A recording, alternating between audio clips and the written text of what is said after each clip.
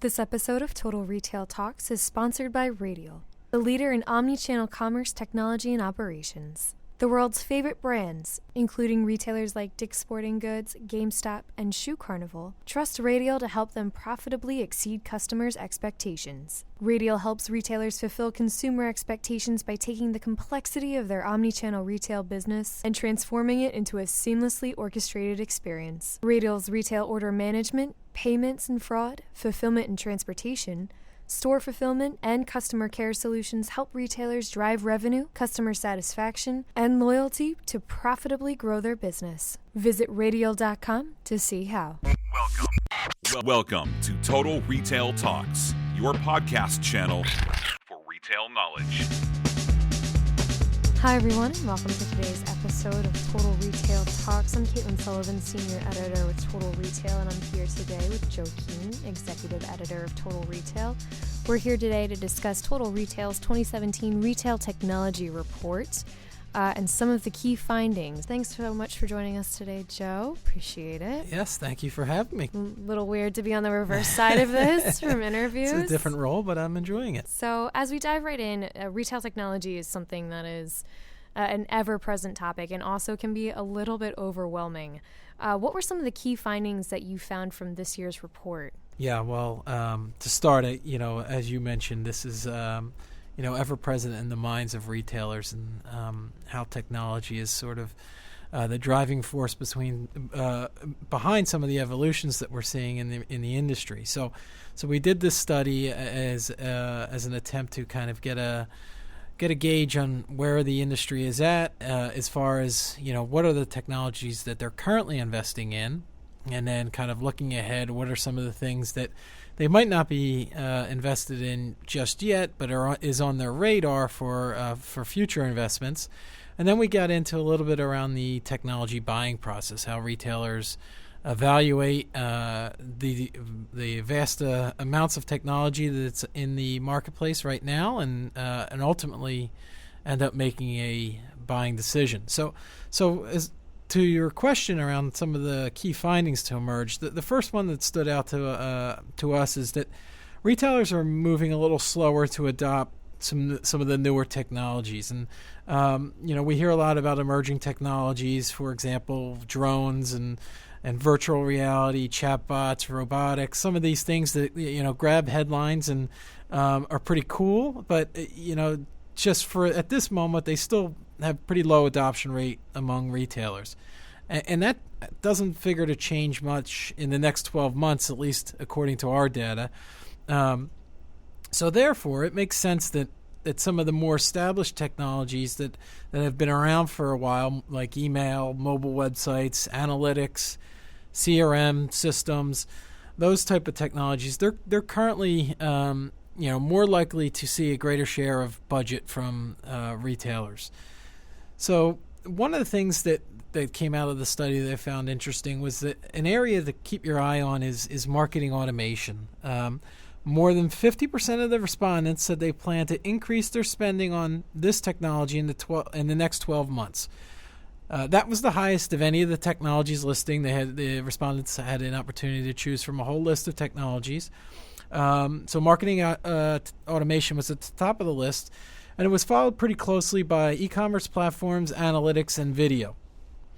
And then kind of switching gears a little bit, and as I mentioned, we examined a little bit about the technology buying process.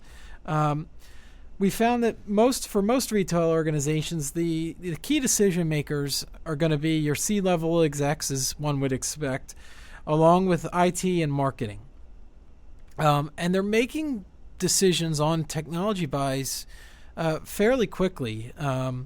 Less than for more than 1/3 of our respondents, they're making what we considered or asked in the question as moderate to major technology purchases in less than 3 months. So they're making these decisions on a fairly quick basis. And then finally, more than 65% of respondents said that they're considering 2 to 3 service providers when making such a technology purchase. So that gives you an idea of a timeline around these purchases and the amount of technology service providers that they're considering. Yeah, that kind of surprises me when you say that 65% of respondents consider 2 to 3 service providers when kind of making a moderate to major decision. I would think that it would be the more the merrier kind of thing, but maybe it goes to the point of overwhelming and that there's just so much out there. Going on surprises, what surprised you about the report? Yeah, so to your point around, the 2 to 3, and I think it's the latter, which you mentioned. I think it's kind of the overwhelming aspect of it. There's so much out there. And it's really an investment of not only money, obviously, but time to do your due diligence and make sure you're making the right buy. So I think that kind of probably has something to do with the fact that we're seeing that they're limiting their service provider choices. But to your question around some of the key findings, one that stuck out to me was that just over half of respondents said they're currently using a mobile website. That seemed really low to me.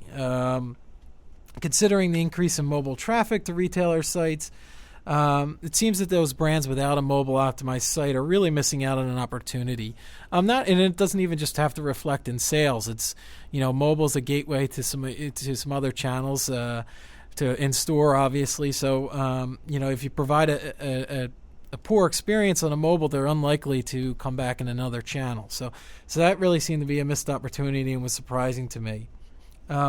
Another thing that was interesting was that there seemed to be a lack of importance or investment put towards data security, payments, and EMV technology.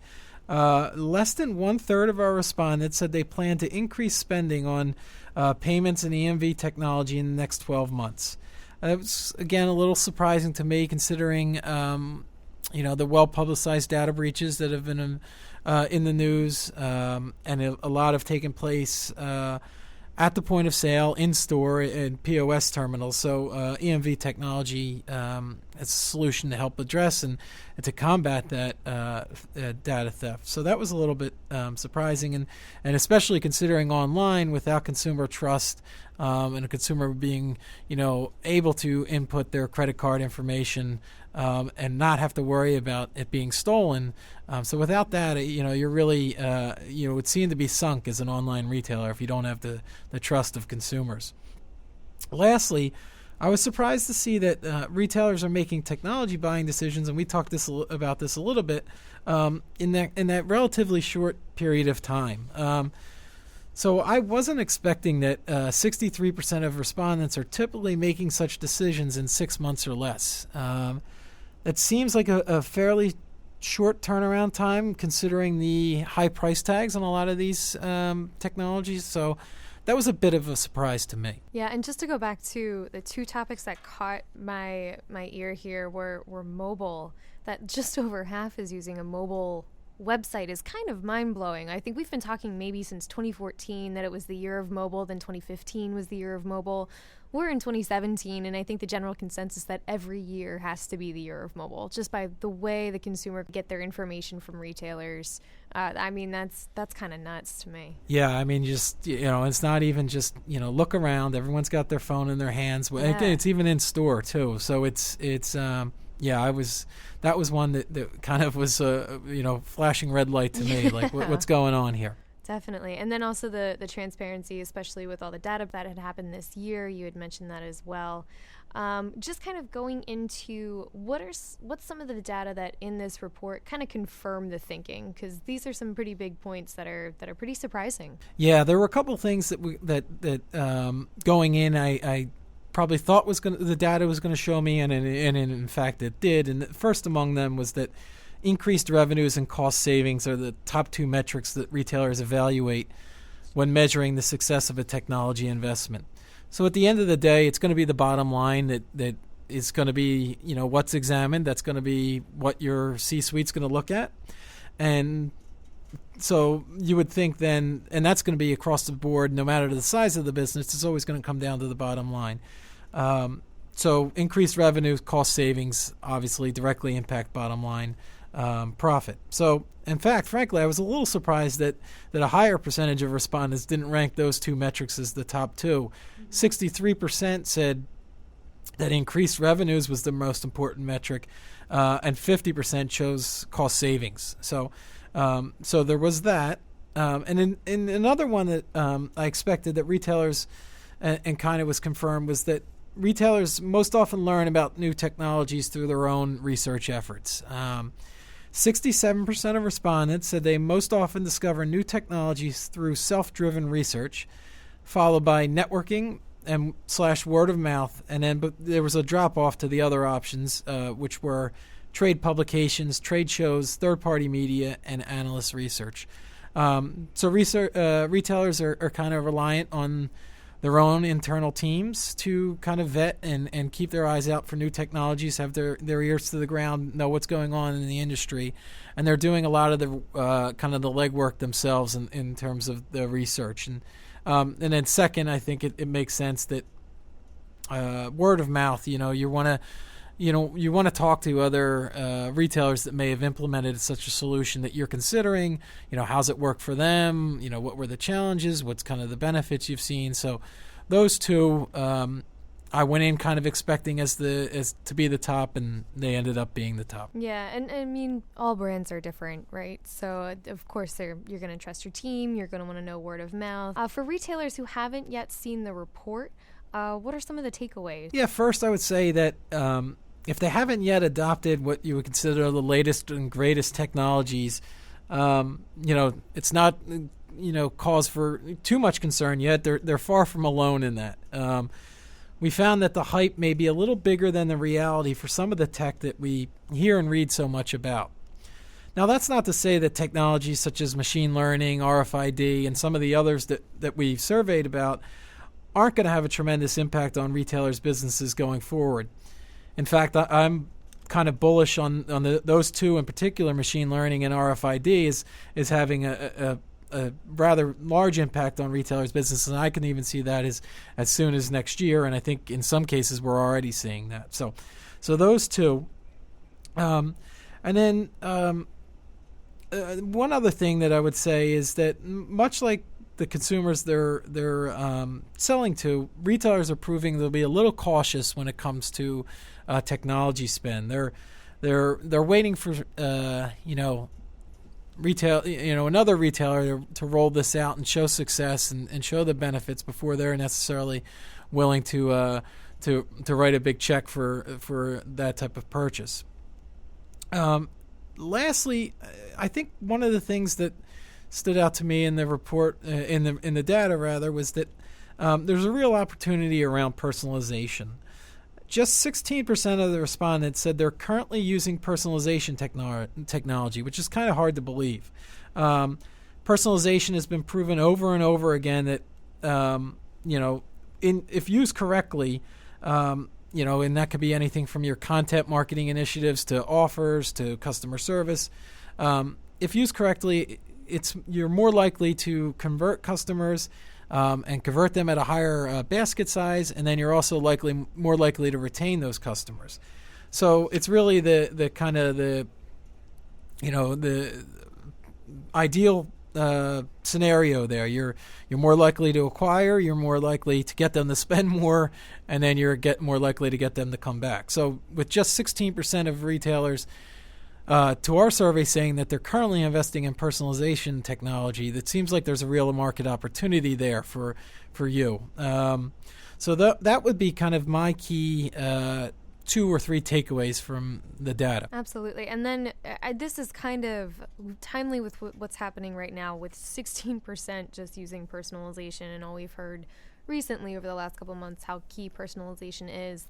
We've seen some big box retailers such as Walmart, and then also the ever-present Goliath that is Amazon, kind of introduced keyless in-home delivery. And I think one thing that's not brought up from retailers, or what could be the apprehension maybe to see 16%, is just what's that line? You got to toe that line of like, oh, this is extremely cool, or is this like is this a little much? Yeah, and I think that's an ongoing challenge for retailers around targeting behavior, which, I'm kind of the mindset at this point that, most consumers are so used to it now. Online shopping has become so prevalent. It's not a surprise when we look at something, if I look at a pair of shoes on Nike's site and I go to, ESPN.com or another site afterwards, I'm going to see that pair of shoes. I'm not surprised I'm going to see that because I know that behavior is being tracked. So to me, my advice would be to give it a shot. And, to your point, at some of the big guys, first being kind of the trailblazers with some technologies, but even the smaller retailers, there are things that you can be doing that don't require the budget of a Walmart or a Target, or a Gap or a Macy's. There's things that you can be doing with the data that you're collecting about your customers to personalize the experience that aren't going to cost you a whole lot of money. And I think that is the real opportunity that you should be taking advantage of. Yeah, my very last question is, for 2018, is there a technology that's kind of sticking out in your mind that we're going to see a lot more of? Yeah, I think we're starting to see it, and I think machine learning and sort of that, artificial intelligence, those, and there's kind of a fine line of between the two. I'm not a technology expert, so I kind of group them into one almost. But the use of machine learning to, again, it comes back to that personalized experience. Leverage the data that you have about your customers to provide a more personalized experience, makes them more likely to convert. So the technology exists, so that's the one I'm particularly bullish on, like I said. All right, Joe. Well, thank you so much for all that great information. If you want to learn more, where can we find the report? Yeah, so go to Total Retail's website, mytotalretail.com, and in the resource library section of the site, you'll find that in the top navigation bar right on the homepage. Click on that, and you'll see a prompt for the 2017 Retail Technology Report, so you can get it there. And then always, you can always search for it via the site search tool on our homepage as well. But check it out. Thanks so much for joining Total Retail Talks today. We want to give a shout out to Radial for sponsoring the 2017 Total Retail Technology Report.